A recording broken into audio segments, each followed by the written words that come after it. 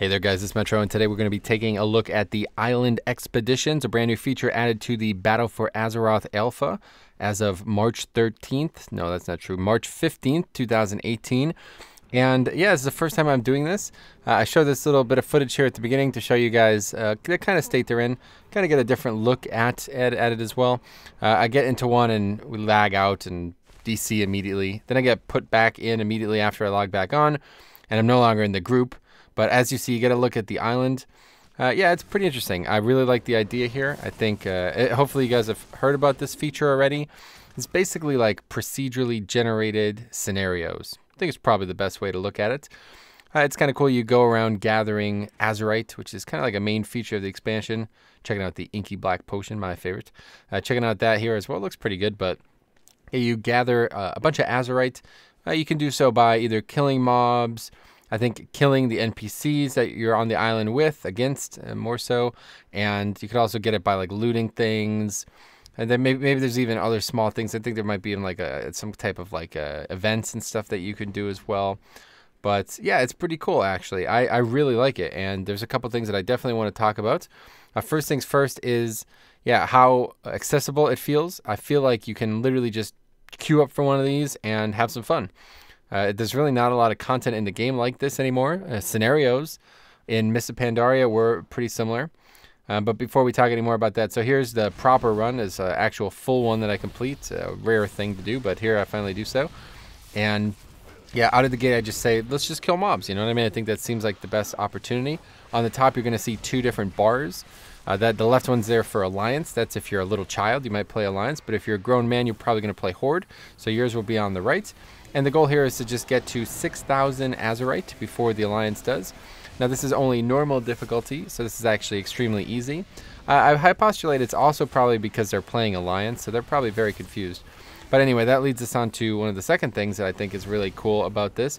Is the actual AI is, this is like 3, 4, 5, 6, 7, 8 as well. The best thing I've ever seen in this video game. I can't even get over how well done it is. From the early testing I've done, there's all different kinds of like classes, of races, you know, combinations of things. You always get this team where it's like, you know, like these, we come up against these void elves in this one. And, you know, they're talking trash, doing all that void elf swag that they might do. But we're just ripping them open because, of course, we're the superior faction. But no, I mean, realistically, it's because it's only normal mode. I don't think you can really fail at this. And this kind of makes me think about, back to the first thing about the accessibility. I don't really know what the purpose of having all these different difficulties is.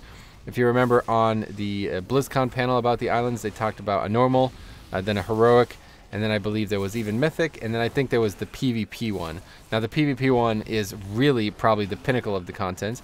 I'm of course looking forward to the harder difficulties, like perhaps mythic or whatever, but and the PvP one is probably going to be where like there can actually be some competitive elements featured in this.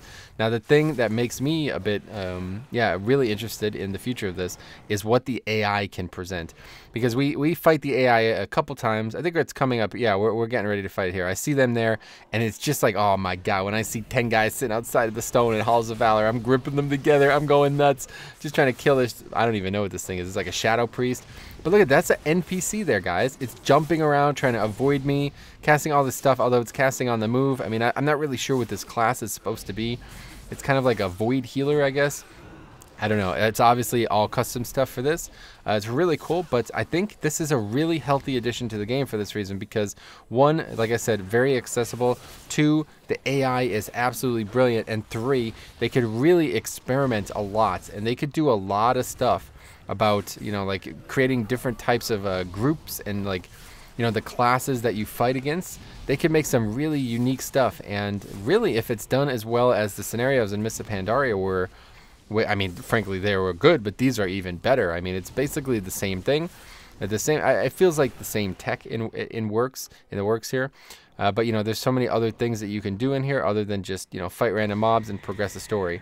So here you go. There's like a warrior type mob. He jumps in. He starts whirlwinding.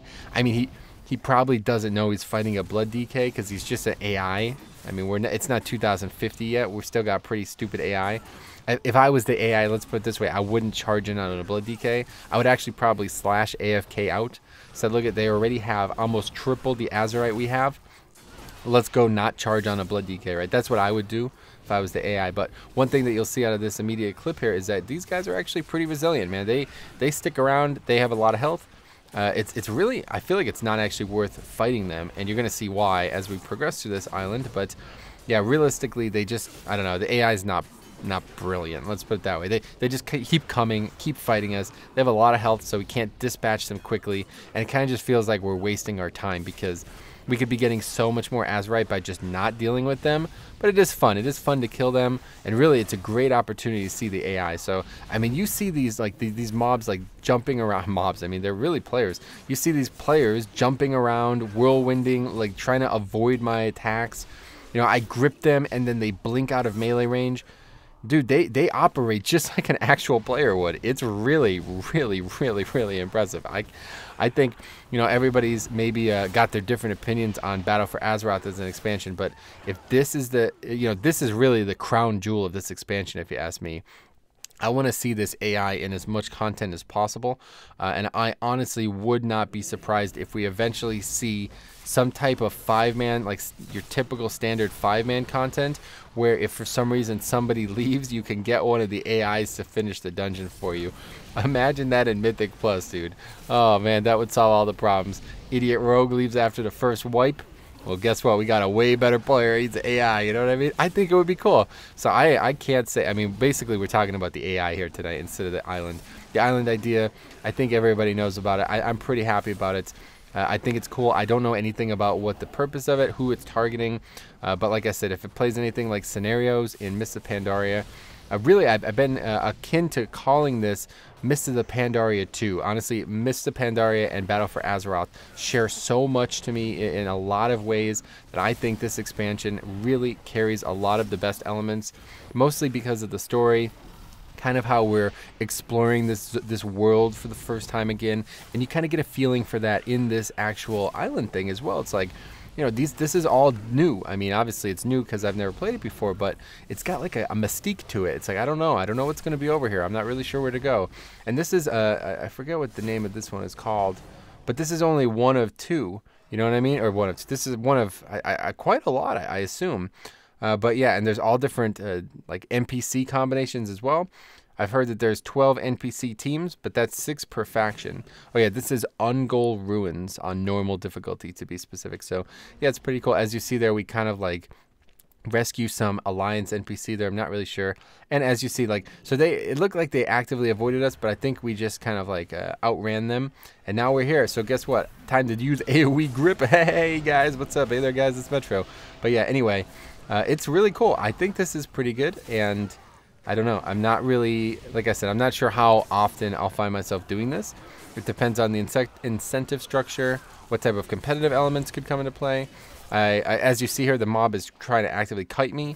He's like charging back in, perhaps to maybe root me. I'm not really sure. But either way, the AI is actually legitimate. Like, I saw this out in the world. I did a quest. You might have seen it on the live stream, where it was like me and 2 NPCs. So there's that healer, that mob's a healer. It like does this void channel. I don't know. It's got this massive absorb on. It's very cool looking, one or the other. I don't know. I don't really know what they're doing half the time, but the fact that they're just kind of like jumping around, juking my casts, you know, knocking us back, all that, it's quite cool. But anyway, yeah, the AI, I saw it in a world, like a quest out in the world, and we were fighting this mob, fairly important lore figure, I guess, the mob, and the NPCs with us were fairly important. And he did this big cast, like this giant AoE blast around him, and the mobs on my side actually ran out of range of it. They ran out of range of it, and then one of them charged back in, and the other one used like a speed boost to get back in. I was like, yo, this is a real deal right here, man. It's a real deal. They did something that I never would have expected. I don't think if, you know, 14 years ago when you talked about what the future of this game might have held, that it would be like this great AI here. And I don't, like I said, I don't know where the limit is here, where it's going to end up, in what type of content, how successful it's going to be. But if it's only usable if it's only used for these island expeditions immediately, then I think it's still well executed, well designed, and excessive really for what it's good at. Like, it is so believable. I really, if it wasn't for the health bars, honestly, if it wasn't for the health bars being red instead of, you know, like clearly demonstrating that they're an alliance player, I would be bought. Like I was bought and sold, man. I'm like, this is not an NPC, you know? It's believable. Like look at them jumping around. I think they maybe turned the jump around dial a little bit too much to 11. Like I think maybe you turn that down back, but you just go ahead and crank that one back down to like 9 or 8. A little too much jumping around, but they're effectively dealing damage. Look at that guy's blinking. You know, I try to interrupt him. Yeah, and he sometimes blinks away. I think you can see it a couple times. I grip him and he immediately blinks away.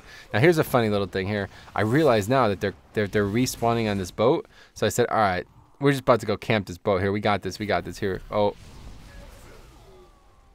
well, that's awkward. Anyway, so yeah, you can't camp their boat, but I don't know. Either way, I'm pretty satisfied with it. Like I said, I've tested it a couple times now.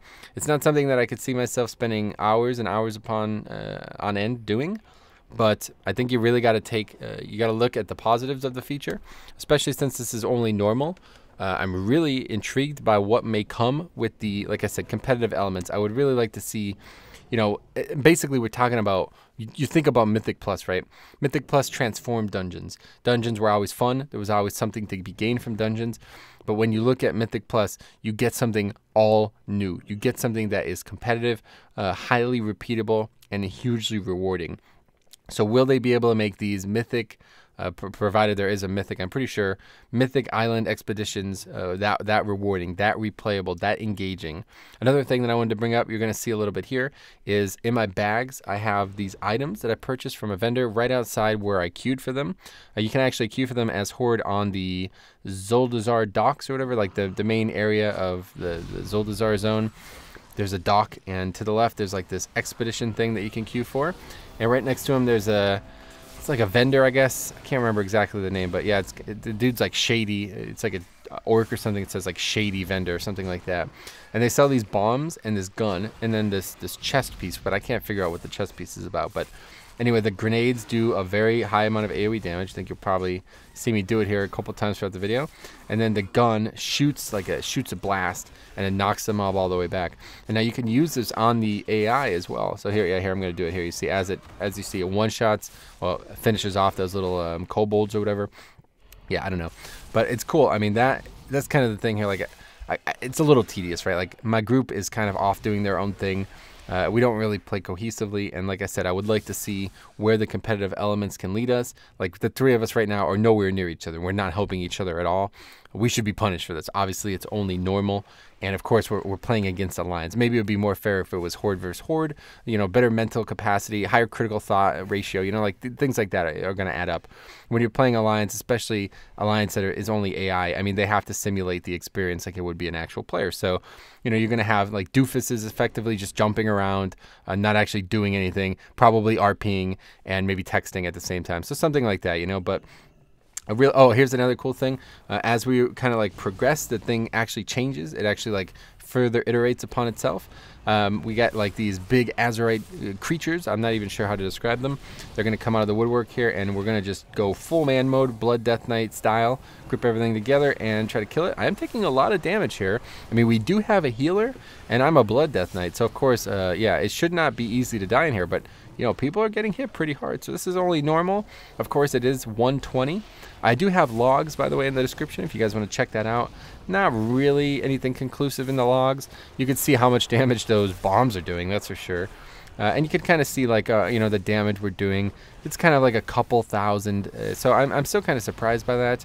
Even at 120, I expected to be doing way closer to 10,000 damage per second, but of course it's just, you can't really say that because first of all, you're scaled, second of all, you're not actually wearing any real gear, you're just wearing whatever you have scaled up, and of course there's a lot of AoE and a lot of, like, you know, mechanics that wouldn't happen in like an actual raid or something like that. So anyway, that's really it. I'd say take home message is, even though the island tech seems really solid, the thing that is really, really impressive is the AI. I'm very much looking forward to seeing how they could make these replayable and competitive in the future, especially going into the PvP mode, whether or not that's going to be fun or just really frustrating. But I definitely think, yeah, really, you're going to be impressed by the AI. If you do anything, if you take anything out of this, I'd say just get ready for the future WoW, man, because if this is a feature that they could implement into the game in other ways than just this, man, we have something crazy on our hands here. So yeah, it's pretty cool. I might do this a couple times, maybe on the weekend if I stream, something like that. We'll check it out. Maybe try to get different compositions like to fight against, to learn a little bit more. But anyway, that's that. And you get a nice little teaser at the end here. You're going to see it very quickly. But yeah, so I think they're onto something here. I really do. Like I said, I always like the mop scenario idea, and this is kind of like fun little content. I'd love to be able to enter it solo, to be honest. I think that would be really cool. If I could do it solo, I don't think it's possible, but just like in this scenario. So anyway, thanks for watching. If you guys have any questions, let me know. Otherwise, we'll see you guys in the next one.